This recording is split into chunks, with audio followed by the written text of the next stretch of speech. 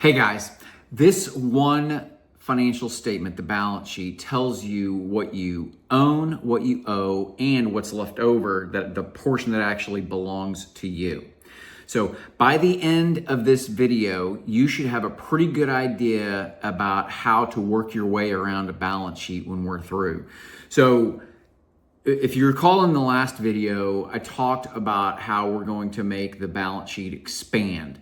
And what I mean by that is that we're going to start to layer in the different items and categories that make up the assets, the liabilities, and the equity. And basically the area that we're going to work on right now is really the split between what's current, and that means anything within 12 months, or what is non-current, and that's anything that's beyond 12 months. It's really rather simple when it comes to that. So let's turn to our example balance sheet. If you recall, our balance sheet from the last video was this one, where we had assets, liabilities, and equity, with the total assets and liabilities equaling our assets, okay? Now fast forward to our next page, and now you can see it's the same balance sheet. Here are our assets, here are our liabilities, here is the equity, okay? But there's a little twist. We're going to expand on that a little bit, and we're gonna layer in our current assets, $45,000. We're gonna layer in our non-current assets, the $55,000. We're gonna then layer in our current liabilities for $30,000, our non-current liabilities of $30,000, and then our equity. Remember, that's the piece that belongs to us as the business owners, right? So those are the it's the same accounting equation, if you will, right?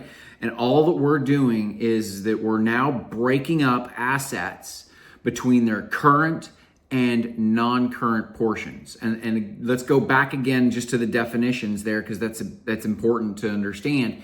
Is current, whether it's assets or liabilities, means that it's within 12 months. For example, cash, accounts receivable, and we'll get into those details later on down the road.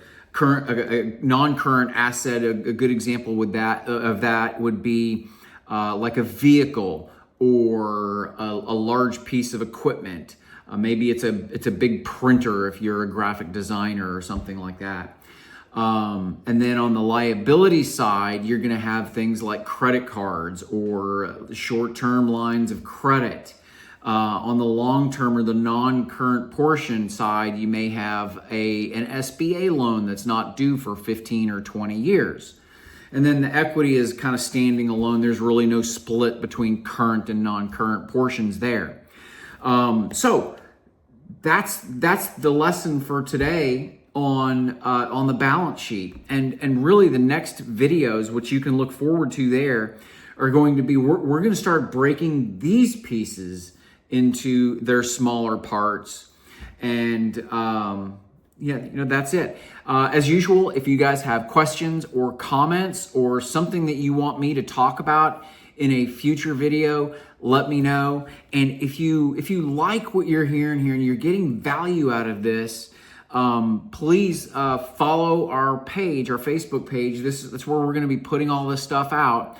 So, have a great day, and we will talk to you real soon.